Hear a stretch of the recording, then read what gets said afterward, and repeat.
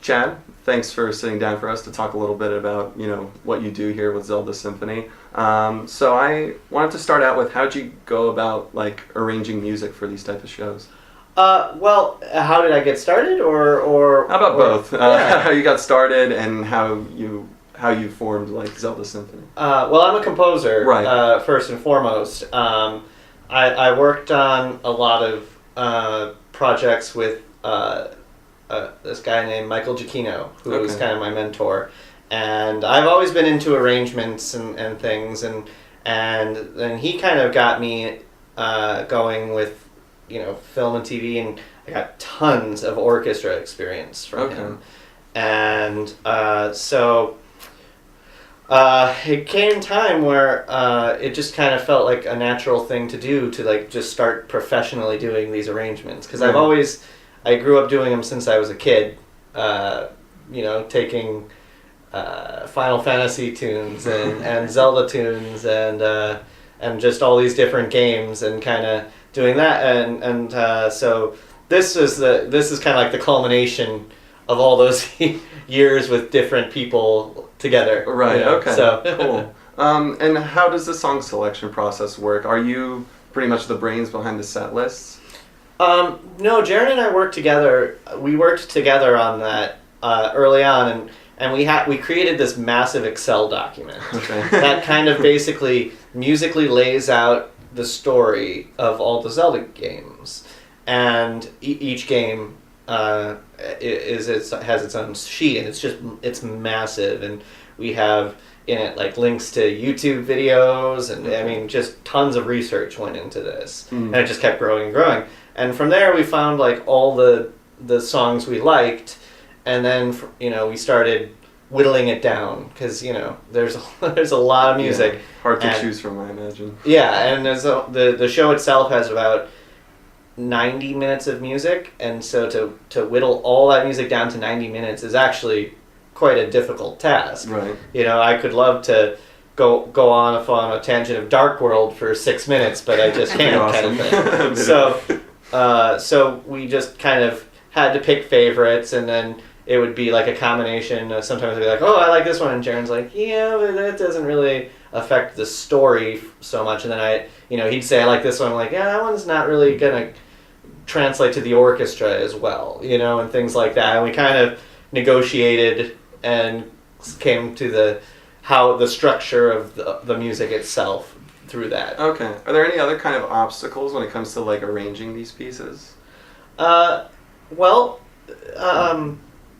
these were done with synthesizers, and sometimes they're not to convert them to live instruments is a bit of an art, because to make sure that it's playable, that is the most difficult part of it. Not that they're bad, they're just different, and the approach to it is different. Right. So to get that working perfectly is probably the most difficult part, and to get everything to sit in its place. And they also had technical limitations back then. So, you could only play so many voices at once on your synthesizer, on the hardware in the Nintendo and the Super Nintendo, for example. So you got to kind of fill it out and give it some counterpoint and some different kind of musical concepts that kind of embellishment into it. Yeah. It's some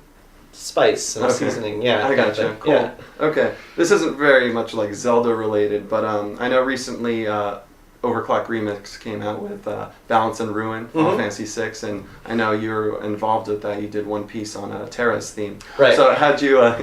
Max really loves that one. So how'd you get attached to the project, and why Terra's theme? Well, I've always loved Terra's theme. I've done 6 arrangements of it in my lifetime. That I always would do it, and then then a new musical evolution would happen for me. I just got smarter, and then I'd be like, I can do better. And so every couple of years I would say I can do better, and I'd redo it. And so Jaron was a producer on a concert series called Play. Right. And he asked me if I wanted to do a bunch of arrangements for it.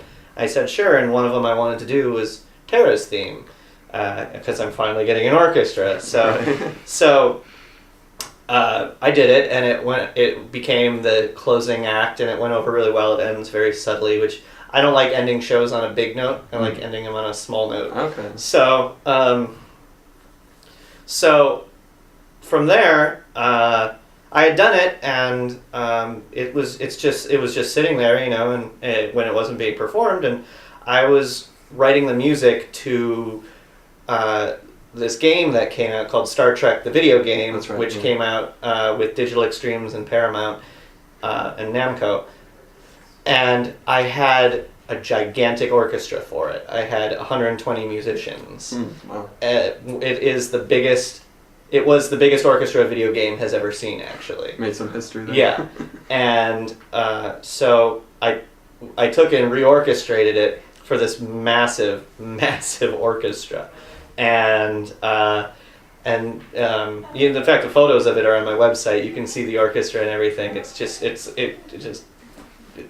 sea of strings, and so I wanted to do that, and I wrote Andrew over at OC Remix and asked, would you have a place for this Terra's theme arrangements I did, and I'm recording it today. Ladies and gentlemen, house is open. House is open. Yeah. And so he said, yeah, I want let's do that. Yeah. So we recorded and I sent it over to him. Awesome. Yeah. So what would you say is the most underrated game soundtrack out there? Like one that you feel that hasn't gotten an orchestral or classical arrangement and that you wish should? Well, that's a tough question. Yeah. I feel like everything has at some point received some treatment. Mm-hmm. I would like Castlevania to receive more legitimate attention. Like its own set show, perhaps. Yeah. And I've always, Final Fantasy, I've always been a huge fan of. Mm-hmm. But they've been doing live stuff for a while now. Yeah. Distant Worlds is a show, but also, the games have orchestra in them now too. That's great. I love actually this score called Xenosaga. Xenosaga's good, yes. yeah. And Xenogears by Mhm. Yasunori Mitsuda. Absolutely. I've always loved those scores, and in fact, he did do an arrange album recently in the Mhm. past year or two, and he didn't really advertise it, Yeah, but he that's the recorded first I've it with heard of the it. London Philharmonic Orchestra, Mm. and it's on iTunes actually. Going to check that out? Yeah. That's great. So, just to top it all off, what's your favorite Zelda piece and why? And here's another tough question, I know.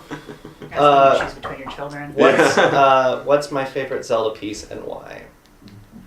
I would say that my favorite Zelda piece is Ballad of the Windfish. Okay. Of which Link's Awakening. I did a massive treatment. in Yeah, for the this. show. Yeah. You'll hear it tonight. Excellent. It's a very simple piece, and I've really embellished it into a big orchestral, grandiose treatment. So You have a big attachment to Link's Awakening, you'd say? I do really like Link's Awakening. I don't know. I really like the vibe of the game, and I like the simplicity of it. Mhm. I just think the delivery is really interesting, and I'm in such a small package too, Exactly. as yeah. it were. And also, my favorite Zelda game is A Link to the Past, Same here. and Link's Awakening is like, yay, more of that. Yeah, it's like a nice connection Yeah. between the two. Yeah. All right. Well, thanks again, Chad, for sitting down with Oh, us. my pleasure. So we're here with Chad Sider, Patrick Kulikowski from Pixelitis, and Maxwell Maxwell Coviello from Pixelitis. Sorry. Thanks, guys. Yeah.